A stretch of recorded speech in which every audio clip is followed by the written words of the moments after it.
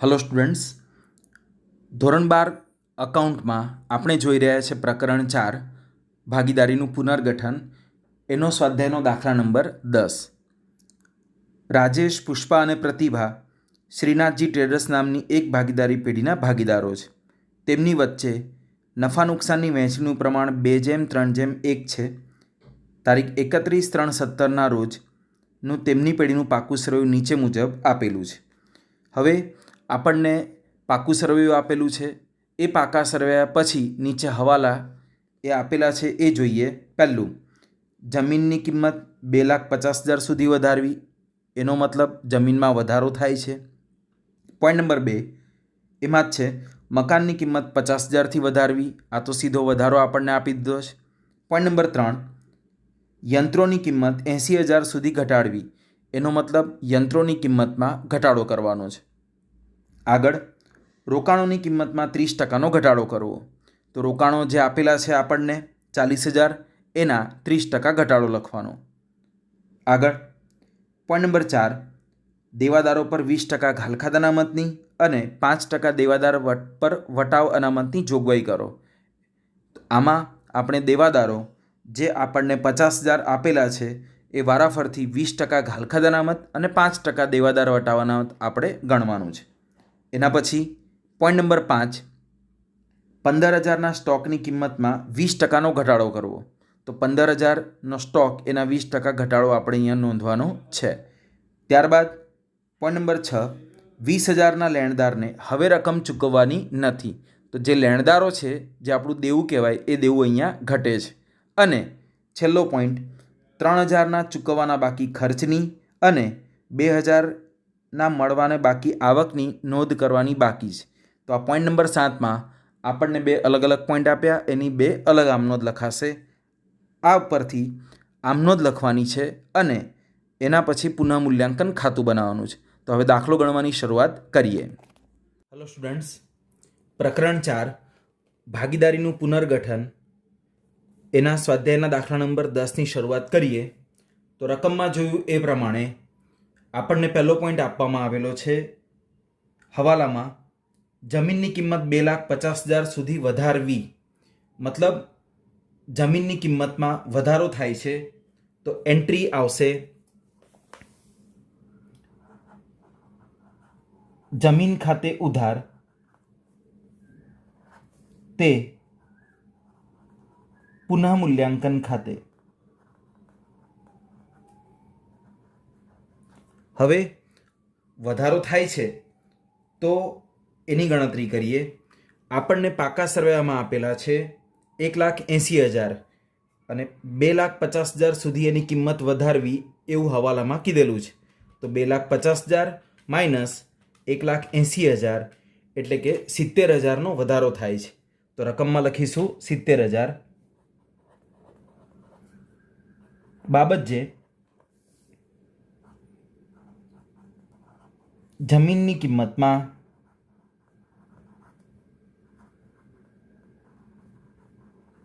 ₹70,000નો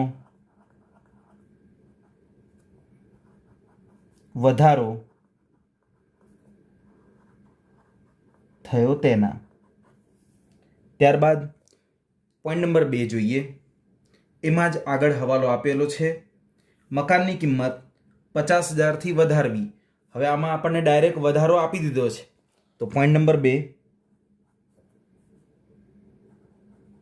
મકાન ખાતે ઉધાર, તે પુનઃમૂલ્યાંકન ખાતે. હવે વધારો આપણને ડાયરેક્ટ પોઈન્ટમાં આપેલો છે કે 50,000થી કિંમત વધારવી એટલે રકમના ખાનામાં આવશે 50,000. સૌથી આપણે પહેલાં આમનોંધો લખીશું, ત્યારબાદ આપણે બનાવવાનું પુનઃમૂલ્યાંકન ખાતું. આની બાબત જે મકાનની કિંમતમાં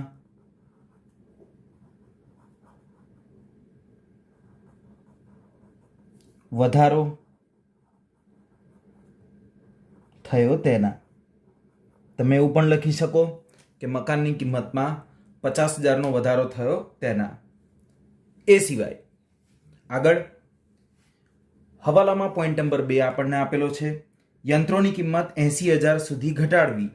તો હવે યંત્રો ઉપર જુઓ, પાકા સરનામા મિલકત લેણા બાજુ પર યંત્રો આપ્યા છે 1,20,000 અને આપણને પોઈન્ટ નંબર 2 કહે છે 80,000 સુધી ઘટાડો. એટલે એકચ્યુઅલી ઘટાડો કેટલાનો થશે? 40,000નો. તો પોઈન્ટ નંબર 3 એન્ટ્રી આવશે પુનઃ મૂલ્યાંકન ખાતે ઉધાર તે યંત્રો ખાતે રકમ 40,000. કેટલાક સ્ટુડન્ટ્સને અહીંયા સમજવામાં પ્રોબ્લેમ થાય છે કે 80,000 સુધી ઘટાડવી એટલે 80,000થી ઘટાડો કરી દે છે. ના, શબ્દો પર ધ્યાન આપો. 80,000 સુધી ઘટાડવી એનો મતલબ યંત્રોની કિંમત જે છે એ 80,000 ન થાય ત્યાં સુધી ઘટાડો કરવાનો, એટલે 40,000 રૂપિયા ઘટાડો થશે. હવે લખીએ એની બાબત. જે યંત્રોની કિંમતમાં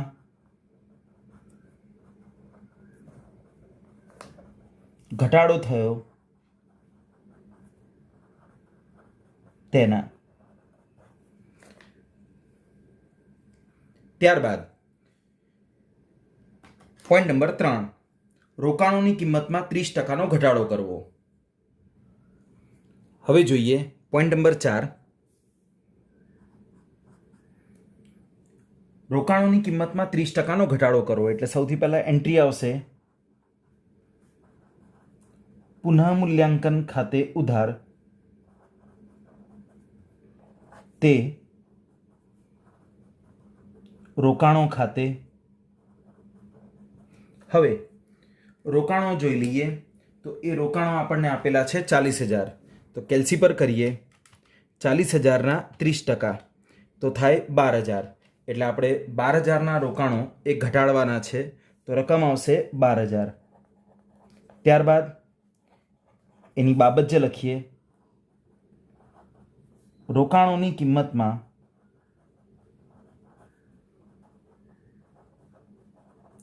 30%નો ઘટાડો થયો તેના. એના પછી પોઈન્ટ નંબર આગળનો ચોથો પોઈન્ટ, દેવાદારો પર 20% ઘાલખાદ અનામતની અને 5% દેવાદાર પર વટાવ અનામતની જોગવાઈ કરો. હવે આ બંને એન્ટ્રી અલગ પણ લખી શકાય અને તમે આને એક સાથે પણ લખી શકો. તો આપણે આ એન્ટ્રીને એક સાથે લખીએ. તો એન્ટ્રી આવશે પુનઃ મૂલ્યાંકન ખાતે ઉધાર તે. હવે બે વસ્તુ આપણે ગણવાની છે. એક તો ઘાલખાદ અનામત, તે ઘાલખાદ અનામત ખાતે તે દેવાદાર પર વટાવ અનામત ખાતે. હવે સૌથી પહેલું આપણે જોવાના દેવાદારો. દેવાદારો આપણને આપેલા છે 50,000. તો સૌથી પહેલાં 50,000ના આપણે 20% કરીશું. તો કેલ્સી પર 50,000 એના 20% એ થાય 10,000. તો ઘાલખાદ અનામતની રકમ આપણને મળી ગઈ 10,000. હવે દેવાદાર પર વટાવ અનામત આપણે ગણવાનું છે 5%. તો આ સાથે હવે કયા દેવાદારો ઉપર 5% ગણાય? તો હવે આ ખાસ મોસ્ટ ઇમ્પોર્ટન્ટ પોઈન્ટ સમજી લેજો. સૌથી પહેલું દેવાદારો હતા 50,000, એના 20% આપણે ગણ્યા ઘાલખાદ અનામત, એટલે કે 10,000ના દેવાદારો એ થયા. તો 50,000માંથી જે 10,000 ઘાલખાદ અનામત માઇનસ કર્યું, એટલે હવે ઘાલખાદ બાદ કર્યા પછી જે દેવાદારો વધે, એટલે કે આ 40,000 વધ્યા, એના પર જ દેવાદાર વટાવ અનામત ગણાય. દેવાદાર વટાવ અનામત છે 5%. તો આ 40,000ના 5% કરીશું, 2,000 થશે. ઇન શોર્ટ ફરી સમજાવું ડાયરેક્ટ. દેવાદારો હતા 50,000 માઇનસ ઘાલખાદ અનામત ગણી 10,000, એટલે ઘાલખાદ અનામત માઇનસ કર્યા પછીના દેવાદારો પર કામ થશે. એટલે કે 50 - 10 એટલે કે 40,000 પર ઘાલખાદ અનામત માઇનસ કર્યા પછીના પર એ દેવાદાર વટાવ અનામત ગણાશે. તો આના 5% કરીએ એટલે થશે 2,000. આ મોસ્ટ ઇમ્પોર્ટન્ટ પોઈન્ટ છે, યાદ રાખજો. અહીંયા આવશે 2,000 એટલે કુલ ટોટલ પુનઃ મૂલ્યાંકનમાં જશે 12,000. અને આની બાબત જે દેવાદારો પર ઘાલખાદ અનામત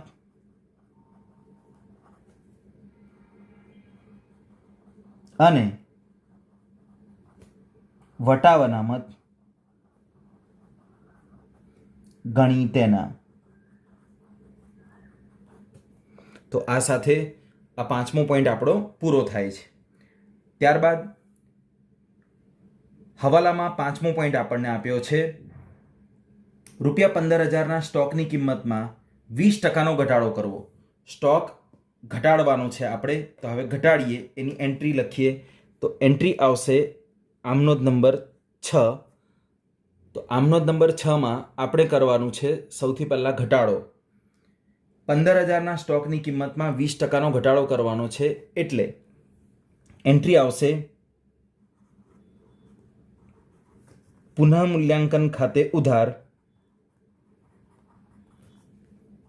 તે સ્ટોક ખાતે. વાત આવે રકમની, તો 15,000ના 20%, 15,000 એના 20% એ થશે 3,000. તો રકમ પણ આવશે 3,000. બાબત જે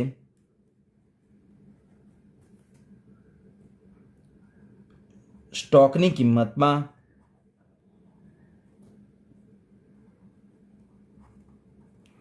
ઘટાડો થયો તેના.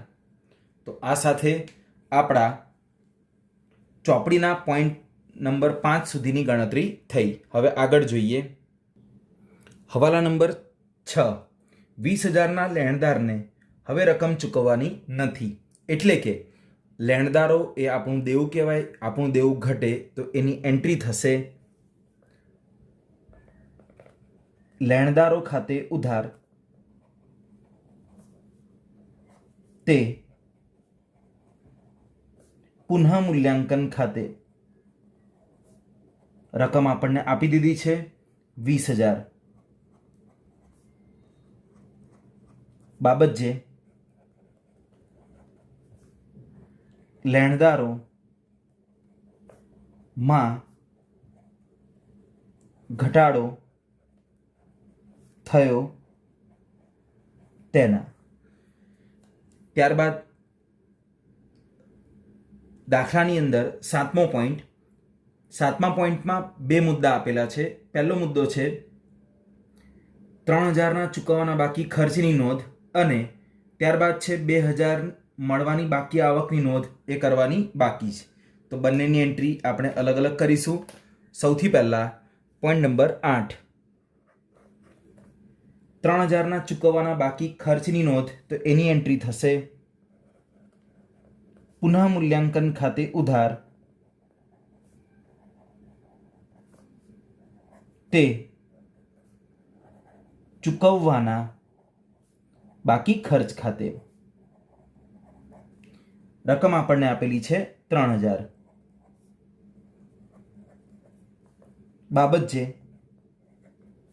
ખર્ચ ચૂકવવાનો બાકી છે તેના. અને છેલ્લો પોઈન્ટ એ છે ₹2,000 મળવાની બાકી આવક, એની એન્ટ્રી બાકી છે. તો પોઈન્ટ નંબર 9, એની આમનોંધ થશે મળવાની બાકી આવક ખાતે ઉધાર તે પુનઃ મૂલ્યાંકન ખાતે. રકમ છે 2,000. બાબત જે આની આવશે મળવાની બાકી આવક ચોપડે નોંધવાની બાકી છે તેના. તો આ સાથે હવે અહીંયા 7 પોઈન્ટ આપણા પૂરા થાય છે અને આપણે હવે બનાવવાનું છે પુનઃમૂલ્યાંકન ખાતું. હવે આ જે એન્ટ્રીઓ લખી આપણે 7 પોઈન્ટ જે આપણને આપ્યા છે એના પરથી આપણે આમનોંધોની એક ખતવણી કરવાની છે પુનઃમૂલ્યાંકન ખાતામાં. તો આગળ આપણે પુનઃમૂલ્યાંકન ખાતું બનાવીએ અને એક આમનોંધ જેટલી એ જગ્યા જોઈશે, કારણ કે આપણે પુનઃમૂલ્યાંકન ખાતા પરથી ઉદ્ભવતો નફો કે ખોટ એની એન્ટ્રી હજી આપણે કરવાની બાકી છે. તો શરૂઆત કરીએ. સૌથી પહેલું પુનઃમૂલ્યાંકન ખાતું બનાવીએ. તો હેડિંગ છે શ્રીનાથજી ટ્રેડર્સનું તારીખ 31/3/17 રોજનું પુનઃમૂલ્યાંકન ખાતું. તો એની શરૂઆત કરીએ. તો સૌથી પહેલી એન્ટ્રી છે જમીન ખાતે ઉધાર તે પુનઃમૂલ્યાંકન જમા. ખતાવણી તમને બધાને આવડે જ છે, બરાબર. પુનઃમૂલ્યાંકન ખાતું જમા છે તો પુનઃમૂલ્યાંકન ખાતામાં જમા બાજુ પર જમીન ખાતે રકમ 70,000. એના પછી બીજી એન્ટ્રીની ખતાવણી મકાન ખાતે ઉધાર તે પુનઃમૂલ્યાંકન જમા, તો પુનઃમૂલ્યાંકન જમા બાજુમાં મકાન ખાતે રકમ આવશે 50,000. એના પછી ત્રીજી આમનોંધ પુનઃમૂલ્યાંકન ખાતે ઉધાર તે યંત્રો ખાતે પુનઃમૂલ્યાંકન ઉધાર, તો ઉધાર બાજુ પર આવશે યંત્રો ખાતે રકમ 40,000. એના પછી ચોથી એન્ટ્રી છે પુનઃમૂલ્યાંકન ખાતે ઉધાર તે રોકાણો ખાતે પુનઃમૂલ્યાંકન ઉધાર, તો પુનઃમૂલ્યાંકનમાં ઉધાર બાજુ પર રોકાણો ખાતે અને ખતવણી કરીએ છીએ એવું કહેવાય, જે આપણા 11મા ધોરણમાં આવી ગયું છે. ત્યારબાદ પાંચમી એન્ટ્રી પુનઃમૂલ્યાંકન ખાતે ઉધાર, એટલે આ બંને ખાતા ઉધાર બાજુ પર લખાશે. પહેલું ઘાલખાદ અનામત ખાતે 10,000 અને બીજો પોઈન્ટ દેવાદાર પર વટાવ અનામત ખાતે રકમ આવશે 2,000. એના પછી છઠ્ઠી એન્ટ્રી પુનઃમૂલ્યાંકન ખાતે ઉધાર તે સ્ટોક ખાતે, એટલે ઉધાર બાજુ પર આવશે સ્ટોક ખાતે રકમ 3,000. એના પછી સાતમી એન્ટ્રી લેણદારો ખાતે ઉધાર તે પુનઃમૂલ્યાંકન જમા છે તો જમા બાજુ પર લેણદારો ખાતે રકમ 20,000. ત્યારબાદ ક્રમમાં આઠમી એન્ટ્રી પુનઃમૂલ્યાંકન ખાતે ઉધાર તે ચૂકવવાના બાકી ખર્ચ ખાતે, તો પુનઃમૂલ્યાંકનમાં ઉધાર બાજુ પર ચૂકવવાના બાકી ખર્ચ ખાતે રકમ 3,000. અને છેલ્લી નવમી એન્ટ્રી એ છે મળવાની બાકી આવક ખાતે ઉધાર તે પુનઃમૂલ્યાંકન જમા, તો પુનઃમૂલ્યાંકનમાં જમા બાજુ પર મળવાની બાકી આવક ખાતે રકમ આવશે 2,000. તો આ સાથે આપણે પુનઃમૂલ્યાંકન ખાતું બનાવ્યું આમનોંધોના પોઈન્ટ પરથી. તો હવે આપણે કરવાનું છે એનું ટોટલ. તો ટોટલ કરીએ. સૌથી પહેલાં જમા સાઈડનું કરીએ. 70,000 પ્લસ 50,000, 20,000 અને 2,000, તો ટોટલ થાય છે 1,42,000. તો એનું ટોટલ કરીએ. જમા બાજુ પર લખવાનું 1,42,000, એ જ ટોટલ ઉધાર બાજુ પર 1,42,000. હવે આ 1,42,000માંથી ઉધાર બાજુની રકમો માઇનસ કરીશું. તો માઇનસ 40,000, 12,000, 10,000, ત્યારબાદ 2,000, 3,000 અને ફરી 3,000, એટલે ડિફરન્સ રહે છે 72,000. તો હેડિંગ લખવાનું મૂડી ખાતા અને એ કહેવાય નફો. હવે ત્રણ ભાગીદારોના નામ અહીંયા લખાશે. ત્રણ ભાગીદારોમાં રાજેશ, પુષ્પા અને પ્રતિભા. રાજેશ, પુષ્પા અને પ્રતિભા. આ 72,000 ડિફરન્સ એ નફો કહેવાય, કારણ કે ઉધાર બાજુ પર આવે છે. અને એ નફો આપણને દાખલાની શરૂઆતમાં એ લોકોનું પ્રમાણ આપેલું છે 2:3:1. તો આ 72,000 ને 2:3:1 એટલે ટોટલ પ્રમાણ થાય 6. એટલે 72,000 ગુણ્યા 2 ભાગ્યા 6 કરતાં પહેલા ભાગીદારને મળે છે 24,000. ત્યારબાદ 72,000 ગુણ્યા 3 ભાગ્યા 6 એટલે બીજા ભાગીદારને મળશે 36,000. અને 72,000 ગુણ્યા 1 ભાગ્યા 6 કરતાં ડિફરન્સ વધે છે 12,000. તો એ મળશે છેલ્લા ભાગીદાર એટલે કે પ્રતિભાને. તો આ થઈ નફા નુકસાનની વહેંચણી 72,000 2:3:1. હવે આની છેલ્લી આમનોંધ નફા કે ખોટની આવતી હોય છે, તો એ આમનોંધમાં લખીએ. પોઈન્ટ નંબર 10 કરીને હવે આ નફો ક્યાં આવ્યો? તો કે પુનઃમૂલ્યાંકન ખાતામાં ઉધાર બાજુ પર. એટલે એન્ટ્રી આવશે પુનઃમૂલ્યાંકન ખાતે ઉધાર 72,000 તે ત્રણ ભાગીદારોના નામ.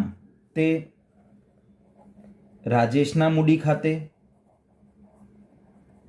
તે બીજો ભાગીદાર છે પુષ્પા,